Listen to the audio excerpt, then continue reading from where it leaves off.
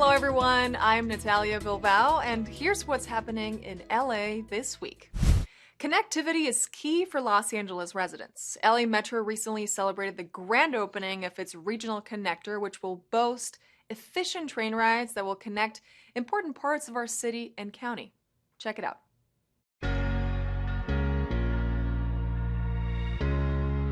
It's a beautiful celebration to open up the regional connector. Run by Metro, you could take a one-seat ride from the city of Azusa all the way to Long Beach and East LA all the way to Santa Monica. And it's going to save both ways 20 minutes, which is going to be transformational for people who live in different parts of the county. And I'm happy to be the supervisor that represents the downtown area and where these significant terminals, the 3 terminals, are being opened this week. And it's a beautiful day for us here in LA.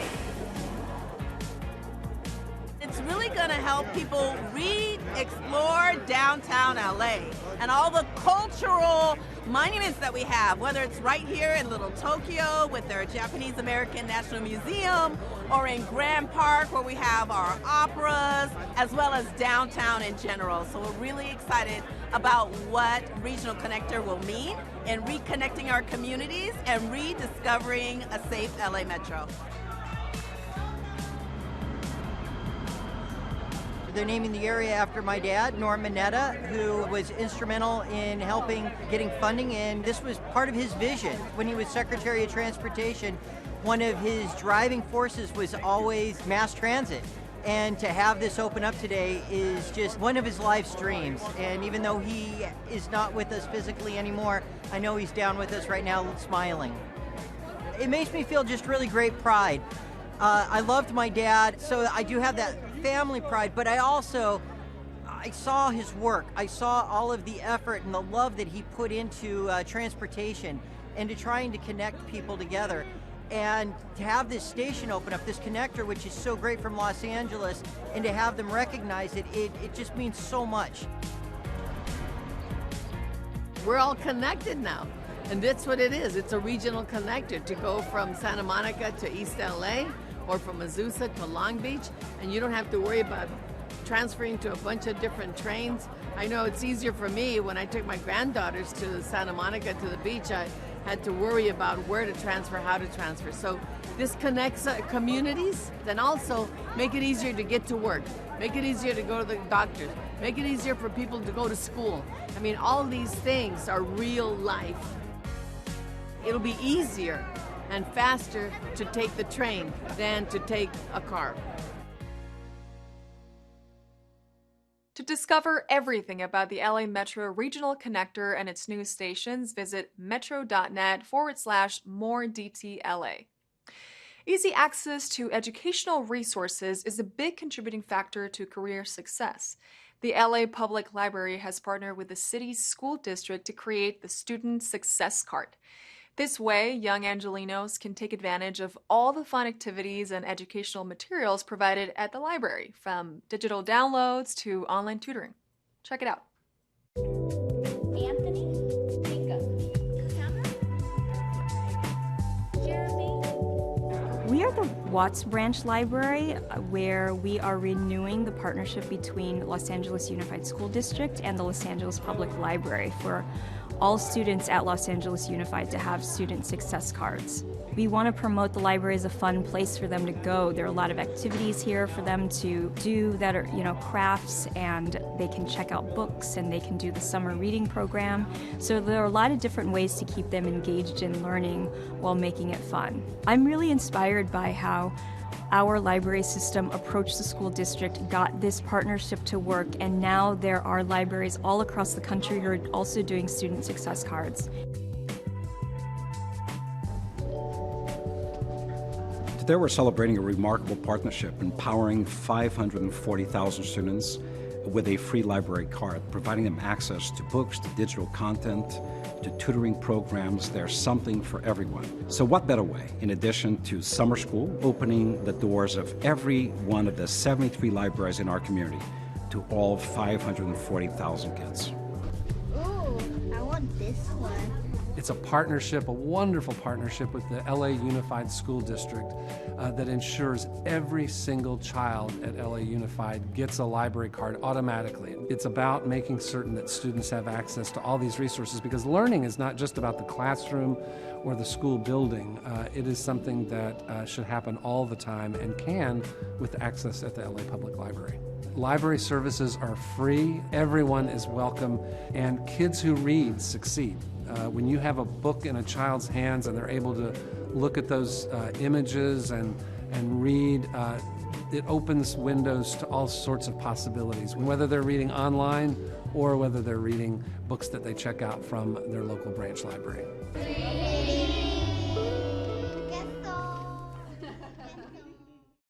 Councilmember Curren, who has served the residents of District 9 for 3 terms, is currently facing charges that could affect the needs of the district.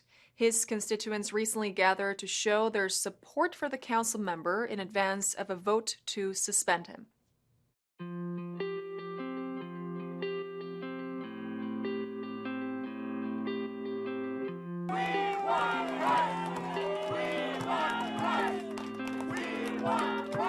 We are just overwhelmed by all the amazing support that is here on behalf of community members. We trust this man. We want him to continue leading us. And so it's very important that the public hear from residents. By partnering with CD9 and our councilman, Curren, we were able to vaccinate over 300,000 people in South Los Angeles, particularly making sure that Black and brown people had access to COVID-19 vaccines and they did not get left behind. And we need that representation moving forward. Everything that he's done to uplift marginalized communities, whether it was low-wage earners, whether it's people who were incarcerated, whether it was our immigrant communities, our council member has been here. I've talked to Bloods and Crips who says that he comes to their events and really talk to them about changing the community and spends time. The councilman has been doing 30 years, plus north of 30 years, of great work. If you snatch out our councilman, then you snatch CD9 out of the equation. We lose that vote. We lose that voice.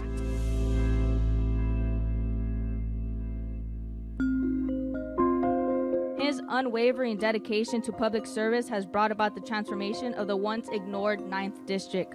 Go to the places and the people that he goes to on a consistent basis and hear them. For if you silence his voice, you're silencing the voice of over 200,000 people.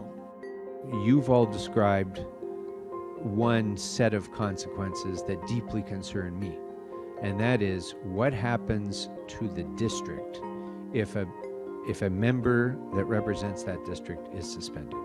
You're going to have less representation from this community in this part of the city during a time when critical decisions are being made that last for at least 10 years. In the case of charter reform, more like 25 or 30. These are serious charges, but we haven't seen the evidence in support of it. I want to formally move that we, on item 1, that we continue that to our next regularly scheduled Rules Committee, which I think is August 25th. Mr. Harris-Dawson's motion to continue item 1 until our next Rules Committee meeting. We will hold that on the desk. And then is there any objection to proceeding with a motion to approve item number 2? Seeing none, that will be the action of the committee on items 1 and 2.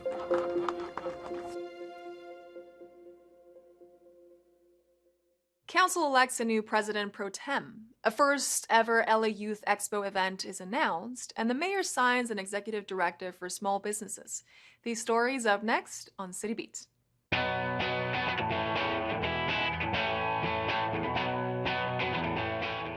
The LA City Council unanimously elected Councilmember Marqueece Harris-Dawson as the new president pro tem. The vote follows Councilmember Curren decision to step down from his leadership role to address recent charges filed against him. The council pro tem presides over meetings and handles parliamentary duties when the council president is unavailable. Then with that vote, I'm pleased to congratulate our council president pro tem, Marqueece Harris-Dawson, and I'd like to ask you to come on up and take the desk. Additionally, Council President Curren announced Bob Blumenfield as his appointee to leadership as the Assistant President Pro Tem. For more information on the work of City Council, visit lacity.gov/government. The LA City Youth Development Department is hosting its inaugural LA Youth Expo event on July 15th at the Friends of Expo Center for youth aged 14 to 24. This citywide event will bring together hundreds of young Angelenos for a day full of free community resources and networking opportunities. The Expo's goal is to centralize assets available to youth that include on-site job hiring, community and leadership opportunities, giveaways, and more. The YDD aims to make this an annual event providing access to economic and mental health resources to improve the overall well-being for young Angelenos. For more information, go to ydd.lacity.gov.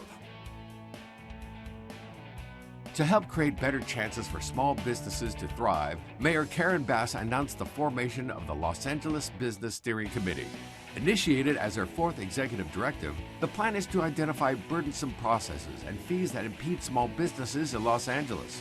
ED4 is led by Deputy Mayor Rachel Freeman and the Mayor's Office of Business and Economic Development, which will report back in 90 days on their findings. If you want to start, grow, or expand a business here, we're making sure you don't run into red tape. If you want to create jobs and strengthen our local economy, we are here to help. To learn more about this initiative, visit mayor.lacity.gov.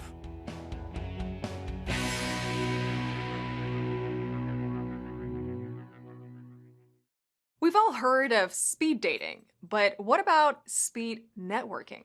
That is what the LA Cannabis Unite Summer Edition Mixer organized by the LA Department of Cannabis Regulation recently held. Here's that story. This is called LA Cannabis Unite Summer Edition. We did this similar event in December, and it was such a big hit, we decided to do it again, but with a different emphasis. This time, it's still a business development and workforce development networking event, but we have what we call supply chain speed dating.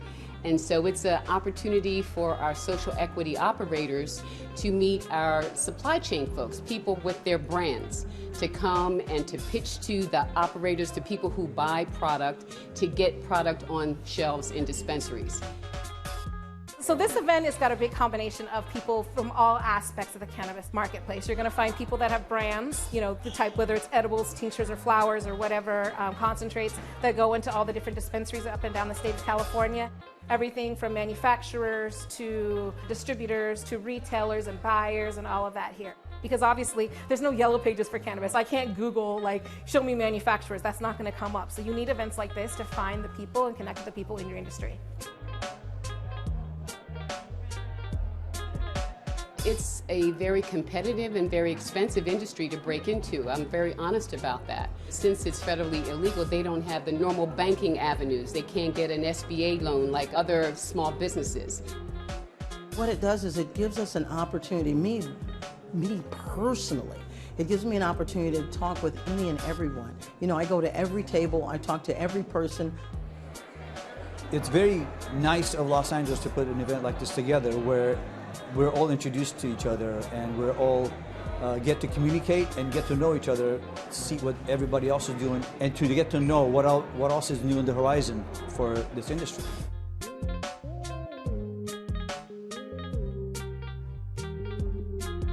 When you can actually have a lot of players in the field and players on the bench, it actually gives you an opportunity to be successful. So that's what I've been working on right now. That's what I'm completely excited about today. It's all about networking, talking with people, because with every passing day, what I love about this industry is that there are more things for you to learn, more things to get excited about and to be curious about. Knowledge is power. On World Elder Abuse Awareness Day, the Department of Aging and the LA Police Department teamed up to help older Angelenos identify what constitutes abuse and how to report it. Take a look. So we're here today at St. Barnabas Senior Services celebrating International Elder Abuse Awareness Day.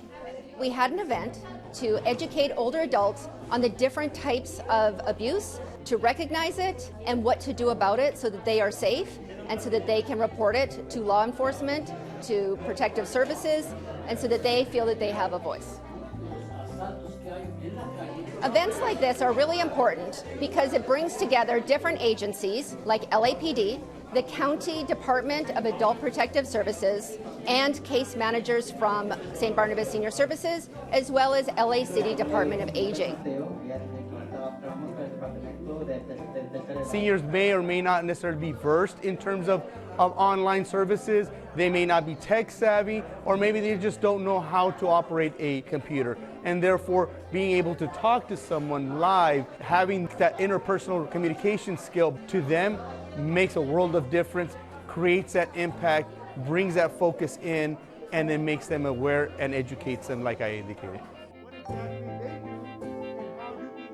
Having all of these different agencies come together to provide information, to provide support, to allow seniors to know where they can go is really needed because it's not just one agency that deals with these issues. La presentación que nos dieron el policía, el departamento de policía, nos gustó mucho. Bueno, para mí me gustó porque no estaba muy enterada de lo que estaba diciendo. Y ahora, según ellos, explican un poco más claro y sabemos más de lo que está pasando de estos problemas, ¿no? Y tenemos que protegernos y saliendo de acá también protegernos afuera, porque hay muchos problemas. As a police officer, being able to connect with my community here at the MacArthur Park area, to be able to do so in multiple language, it opens up the lines of communication. It gives us an opportunity to give them a voice about the issues and concerns that they may have.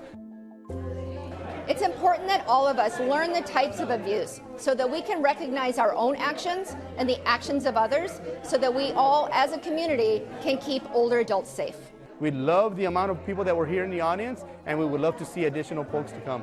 It's in giving them the voice, it's in giving them the information, we can make headway finally dealing with elder abuse the way it's supposed to be.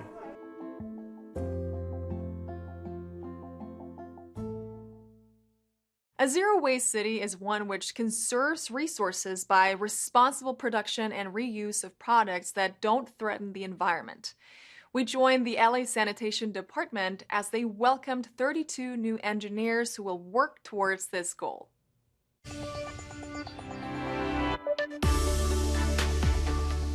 We're here at the Public Works Building and we're welcoming our newly hired environmental engineering associates. I majored in civil and environmental engineering. I really wanted to make some impact, work on sustainability, wastewater reuse, so the opportunity came up to join the city, and this was the perfect opportunity. LA San is a great community that I'm really glad to be part of. We're so excited to have 32 of them come work for us now here at LA San. They're going to work on a wide variety of programs and operations. They'll be working at the public counter, reviewing blueprints. They'll be working on research projects. They'll be working on zero waste programs. How can we compost? How can we recycle? Getting away from using single-use plastics. Recycling water, helping us manage all the stormwater, reduce all the pollutants in our river, lakes, and beaches, and make Los Angeles become the first zero waste city. If you want to get into a career like mine, the first thing you need to do is have a genuine passion for your environment, for public works. I think if you have that passion and you genuinely care, I think being a public works servant is a great job.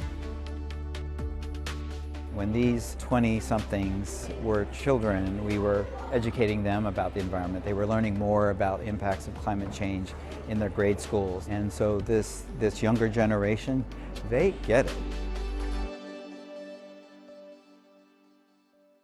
When delivering mail, some letter carriers have unfortunately been bitten by loose dogs while working.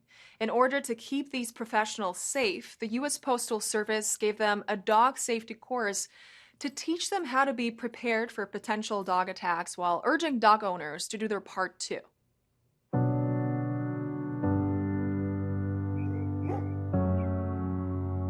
the lady opened the door, he came from behind and he bit my leg. I was walking out of the gate and the dog just came and bit behind my leg. He was never out there. I guess they let him out and he grabbed my hand and he bit my finger. Today, we spoke with all our carriers across the Los Angeles district, letting them be aware of the dangers of being bitten by a dog. This was a 6-day course. Each day, we expressed the importance of how to defend yourself if there's a dog attack. Avoid any and all dogs, even if they're leashed, okay? If I'm walking my dog on a leash and you're walking this way, that dog can still bite you. There's a lot of owners that believe and think that my dog doesn't bite, but that's not true. It's a traumatic event for a carrier when they get bitten. We have carriers that have been just mangled, so we can't allow that. We provide them training. We provide them with the dog repellent. We provide them with a satchel, which is their greatest line of defense because that creates a barrier between them and the dog. We're trying to reach the residents. It's coming summertime now, the kids are out of school, and the kids love to run up to the mailman and get the mail, so they bust out the door, and what comes behind them? The dog. We try to do our job the best that we can and deliver your mail daily, but it's hard when we encounter this type of thing, so if you could just spread the word, that would always help us out a lot. Your safety is the most important thing.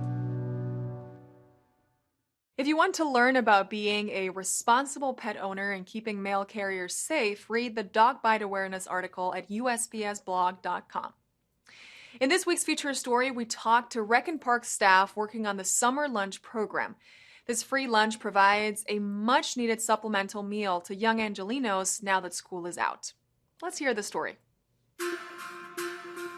Every day at 11:45 we get our lunch brought to us, and then at 12:15 we'll get our table ready and everything, and then we'll serve the meal to all the community members. Kids are no longer in school, so because they're no longer in school, some of them don't have the opportunity to have lunch like they used to when the school was open. So now with the facilities having lunch provided for them, they have somewhere to come to, and then they'll have their lunch provided to them. The response for the parents, it's been well received. The parents are happy that we're providing a lunch program for the children. Digo que es muy bueno. Es muy bueno porque a veces en los hogares creo que hay limitaciones ahorita que están de vacaciones todos los niños. For the children, this might be the only meal that they receive during the day. So it's very important that we take part in that. And the Department of Recreation and Parks wants to make sure that our children are fed in our community and anyone who visits the park. Y la verdad, cuando son 3, 4 niños es demasiada comida y aquí es la oportunidad para que tomen un lunch. This means a lot. They get to go swimming every day. We have that on the roster every day. So it's exciting to see these children, you know, the joy on their face, or the parents saying that they don't have to come out of pocket to pay for these additional amenities that the city provides. Always, everybody is welcome to come in. Even if you don't live in this community, if you come around our area, you are always welcome. We always try to make Harvard Park have a family feel. We do it as staff, as co-workers together, and then we try to do it with the community members as well.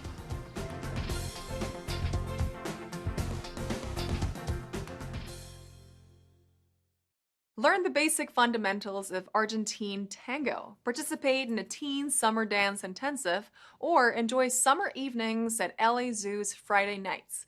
All this up next on Things to Do.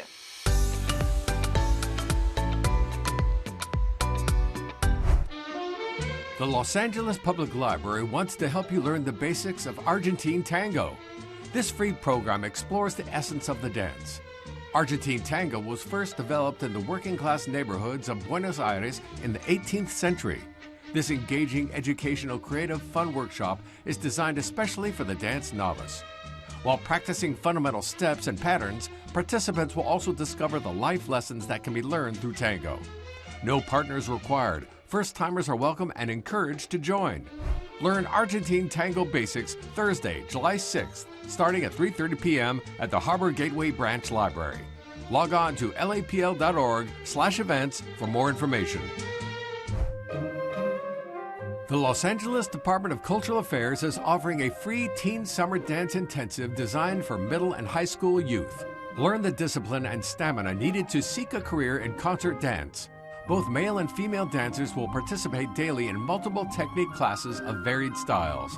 Afternoons will be spent learning original choreography in ballet, modern, world dance, and hip-hop.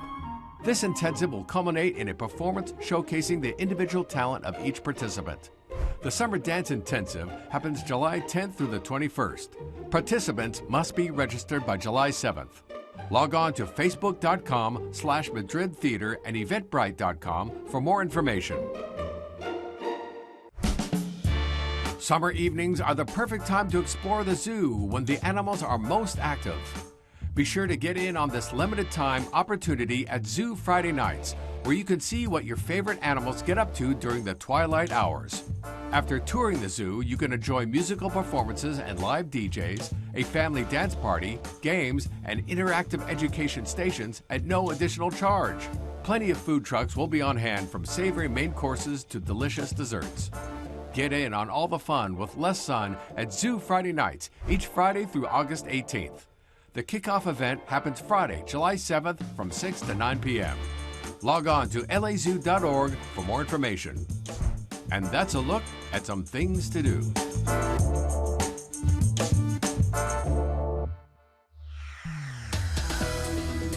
And that's it for this edition. I'm Natalia Bilbao, and from all of us here at LA This Week, thank you so much for joining us. A reminder that you can catch us online at lacityview.org, and we're also on Instagram, Facebook, Twitter, and YouTube. See you next time for more LA This Week.